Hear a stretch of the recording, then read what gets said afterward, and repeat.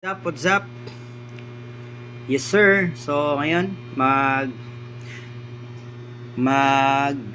ano, kakain tayo ng watermelon at grapes na masarap.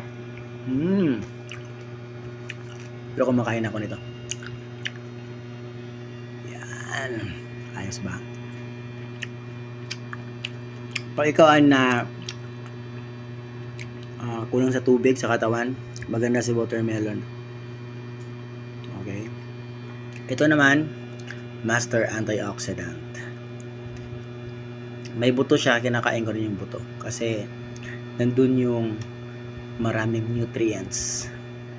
Okay, so grapes muna tayo at watermelon. Yes sir. What's up? Yes sir. So ngayon